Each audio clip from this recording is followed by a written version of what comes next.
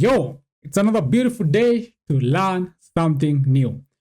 Now, kama unataka kurudisha nyota yako, you must understand what the problem is. I see a lot of times when people are saying, oh, nyota yangu imeibiwa, vitu zangu zimekwama, ni kama nyota yangu imefungwa.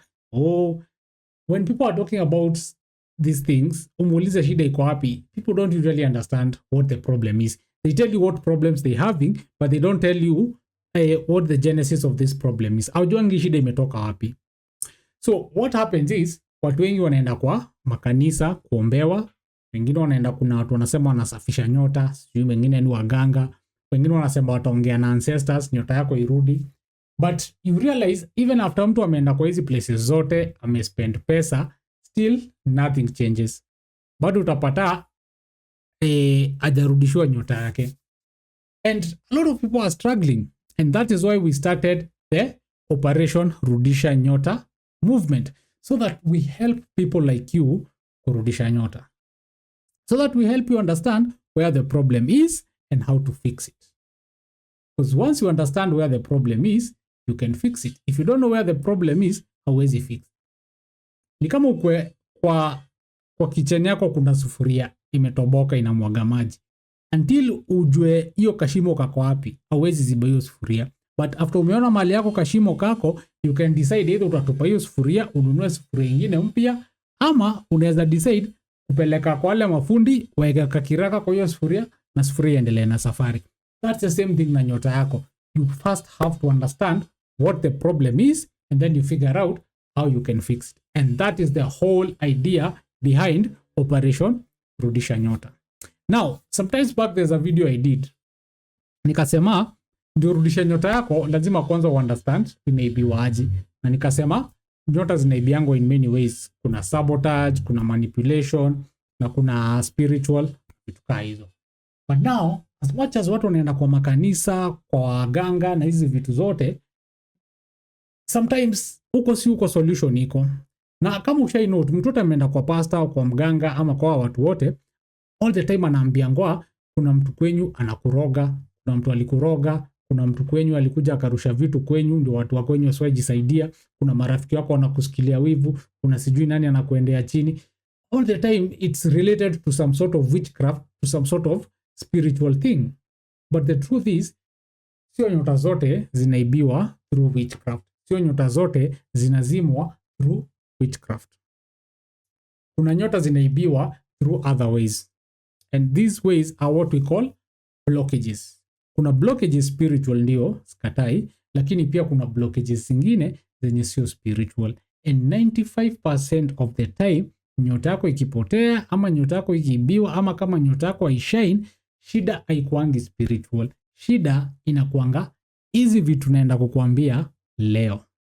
But before I tell you, kama ilivyo desturi, if this is your first time watching my channel na hujasubscribe, ama you've been watching na bado hujasubscribe, wacha nikupe sekunde 5 peke yake usubscribe, ili niendelea kukuambia vile blockages za aina zingine zinaiba nyota yako na vile unaweza rudisha nyota yako. So 5, 4, 3, 2, 1. Thank you for subscribing. Now, kuna nyota zinaibiwa spiritually. Uchawi, na vitu kaa hizo. But 95% nyota zikiibiwa zinaibiangwa through vitu tunaita blockages. So what is blockage? Blockage ni kama barrier, ama ni kama a trap or a barrier or a block. And that's why they're called blockages. Kitu ambayo ina block success yako. Kitu ambayo ina block gift yako kushine. Kitu ambayo ina block biashara yako kuprosper. And these blockages, they come in different ways. Kuna zile spiritual, tumesema vitu kama uchawi, maombi, vitu kama hizo. Na pia kuna zingine, they come in other ways. For example, we have what we call psychological blockages. So psychological blockages ni vitu kama self-doubt. Haujiaminingi, saa zote unakuanga tu na wasiwasi. Uamini unaweza fanya kitu, before ufanye kitu, unaona hata ni kama you don't deserve it. Ni kama kuna watu fulani ndio wanafaa kuwa wanapata pesa, watu kama mimi, familia yetu, hata hakuna mtu ashaipata. So unaanza kujidoubt. So you don't do what you're supposed to be doing. Fear of failure. Unakuanga na wasiwasi saa zote. You can't start something because you're scared that you're going to fail. You can't apply for that job because unaona guy, na nikifail alafu nikose kuchukuliwa, na kama kuna watu already washachukuliwa na hizi ni PR tu, na nikianza hii biashara alafu ifail. You always have this fear of failure. You're scared of getting married because ukikuwa married marriage yako ifail, na vile kwenye vitu mingi zimefail. Hiyo ni fear of failure. Perfectionism. You're setting unrealistic standards for yourself. You want to be perfect. So kama kosa kadogo ukifanya hivi, unasikia ni kama wewe you are the worst person, ni kama wewe dunia imefika mwisho, and you've only made one small mistake. Low self-esteem, ujiaminingi. You don't believe that you deserve success. Hata uwezi hata ongea mbele ya watu kwa sababu unaona kama watu watakudharau. Umedharauliwa sana mpaka sasa unafikirianga kila mtu atakudharau. Unafikirianga kila mtu akupendi. Unakuanga tu hapo tu na low self-esteem zako. Those are psychological blockages. Those ones are not spiritual. Those are psychological blockages. But bado zinazima nyota yako, zinaiba nyota yako. Another form of blockages tunaziita emotional blockages. Emotional blockages ni kama gani? Unresolved grief. You lost somebody you love, your parent, your friend, your partner, na sasa you cannot move on. Saa zote uko tu na mawazo mpaka sasa zinakublock, hauwezi endelea na life yako. Maybe ni divorce ili happen, maybe ni breakup, maybe somebody died, whatever it is that you're grieving about. Umeshikilia hiyo grief to a point that you can't even move forward. Ile nyota yako, kwa sababu nilikwambia nyota yako inakuanga ni yako, unazaliwa nayo, unakufa nayo, inakuanga ndani yako. The only thing that happens ni hiyo nyota unakosa kuitumia. Okay? Lakini nilikwambia nyota yako hata mtu akiiba haichukuangi, si ati ni kibeti anaiba anaenda naye. Nyota yako inakuanga ndani saa zote.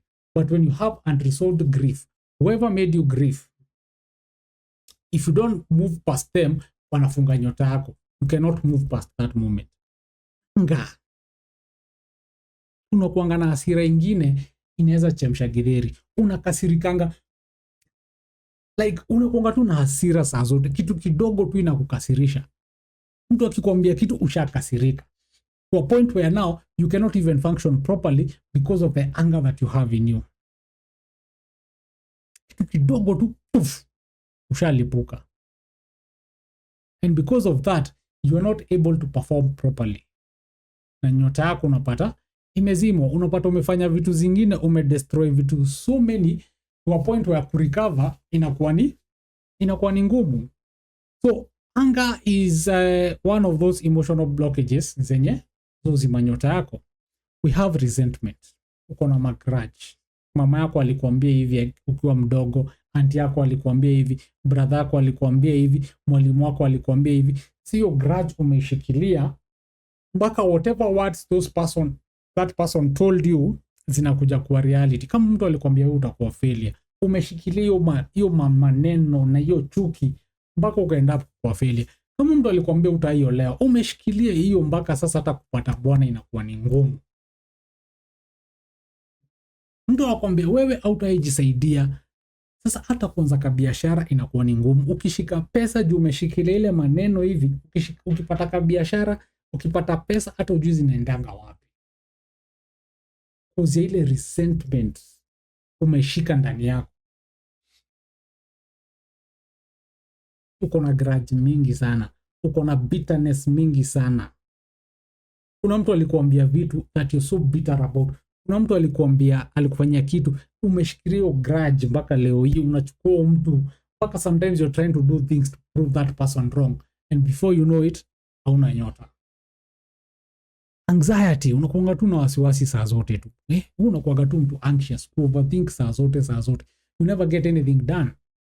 Ndio maana nyota yako wanga ishine. Despite wewe uko na nyota safi, ishine kwa unakuanga anxious saa zote. Saa zote tu ni wasiwasi. You're always overthinking. Those are examples of emotional blockages. Na hizi vitu si uchawi. These are just emotional blockages. Na hizi zimefunga watu wengi sana. Now once you understand that's a problem, you can now fix it. So saa zote shida ikuangi ati ni uchawi. we also have emotional blockages. We have another form of blockage zinaitwa situational blockages. Situational blockages ni kama gani? You have limited resources. Hauna pesa, hauna vitu, hauna pesa kufanya zile vitu unataka. You don't have the resources that you need. Hauna job, so mambo yako inasimama na nyota yako inakosa kushine. You are a very smart person, you have very big ideas, but hauna pesa. Yeah, that is a blockage on its own. Okay? Now, kuna ingine lack of support. Haunanga mabeshte, familia yako si supportive, colleagues wako, everybody around you is toxic, everybody around you is unsupportive. Unapata sasa mpaka ile dream uko nayo, ile nyota uko nayo inakosa kushine because of the environment that you're in, haina support. Na sometimes sisi wote tunahitajika support. Msipowatch hizi video zangu, sitakuwa na support, and I need that kind of support. Unapata everybody around you is trying to pull you down. And hizi ndo zile vitu naambia, mtu anakuendea kwa uchawi. Yes, sometimes they could be doing those things, but pia unafaa uangalie it from a situational perspective. Ni ile situation yenye uko, ni ile environment yenye uko, haina support. Kila mtu au kila kitu is working against you. We also have challenging environment. Kuna environment hazinanga nyota. Kuna jobs utakaa ndani na hazina nyota. Kuna marriage utaingia, kuna mtu utakuwa in a marriage yenye nyota yako itaishine. Kuna jobs utachukua hazina nyota. Kuna places utaishi hazina nyota. Lazima utoke kwa hizo challenging environments ndio uweze ku-unlock blockages zako, ndio nyota yako irudi. We also have unsatisfying relationships. Kukua kwa relationships zenye zina drain energy yako. Maybe you're dating a narcissist, you're dating somebody who is jealous of you, you're dating somebody who anakufanyia madharau saa zote, they are always crushing your spirit. No matter how long umevumilia wa mtu. And that's why mimi siambiagi mtu avumilie. Mimi naambiaga mtu, if you guys are not compatible, if this thing is not working, achana nayo. So if you're in such a relationship, and it could be even your friends or your parents, any type of relationship yenye it's unsatisfying, yenye ina drain energy yako, unapata mpaka hata nyota yako imezima. Another form of blockages tunazitanga behavioral blockages. Kuna vitu kama procrastination, wanga una delay vitu sana, una postpone vitu sana, and unaenda up kwa hujafanya ulikuwa umesema utafanya. Kuna self sabotage, wewe mwenyewe ndio unajifungia nyota yako. Everything that you do, hata ukipata kitu mzuri aje unapata either hasira zako ama kimdomo chako ama your dirty thoughts. Remember we talked about energies that affect nyota yako. We talked about your thoughts, we talked about your words, we talked about your actions. Kuna mtu hata ukisaidia unasaidia mtu unapata ana shukrani, unaachana na yeye. Unapata yani tu mtu akiongea tu hivi watu wanaboeka tu because zile maneno zinatoka kwa mdomo yake. Mtu saa zote anakuwa tu negative yani. So unapata wewe mwenyewe nyota yako si ati inazimwa na mtu ama inaibiwa na mtu. Ni wewe mwenyewe na tabia zako ndio unazima nyota yako. We also have addictive behaviors. Vitu kama gambling, smoking, masturbation. Pia vitu kama hizo zinaiba nyota yako, zinazima nyota yako. So you need to be very careful with such things. Pia kuna vitu tunaita unhealthy coping mechanisms. Hizi ni the ways in which you deal with your stress. Ukiwa na stress, you just want to sleep around. Ukiwa na stress, you want to overeat. Ukiwa na stress, you want to sleep all day. Ukiwa na stress, unataka kukunywa ujisahau. Some of these things that you do when you're trying to deal with stress ni vitu ambazo zinaweza zima nyota yako, na ni vitu zinaweza kuput in a situation whereby nyota yako inaibiwa. So what I wanted to communicate in this video is sio nyota zote zinaibiwa spiritually. Sio nyota zote zinaibiwa na uchawi. Some things are nyota zingine zinaibiwa through blockages. And once you clear the blockages, nyota yako inarudi. That's the good thing about blockages. Once you clear your blockages, nyota yako inarudi. And that's why it's important. When you come to me for a reading, the first thing I look at ni blockages zako. Nikiona blockages, I clear them na nyota yako inarudi completely. And I tell you, this is your blockage, hapa ndo shida iko. We are going to fix it like this, and you should be doing ABCD. So once you understand penye shida iko and then you clear that blockage, nyota yako itarudi instantly. So tumesema Sio nyota zote zinaibiwa spiritually, kuna zingine zinaibiwa through blockages, and the 4 most common blockages kuna kuanga na, okay, even spiritual kuna kuanga na spiritual blockages, but zile most common ni psychological blockages, emotional blockages, situational blockages and behavioral blockages. So I want you to tell me, kati hizo vitu nimetaja, ni gani unaona kama wewe imekukwamisha, and then maybe I'll do more videos on how to unblock each and of these blockages, ndio angalau saidia watu kurudisha nyota zao, so that we can have more people who are succeeding, most people who are fulfilling their purpose, and people who are living the life that they want. So let me know umesikia ni kama gani imekuguza, ama ni gani unaona relate nayo, ama kama uko na any question relating to kurudisha nyota na blockages, you can leave it in the comment section below.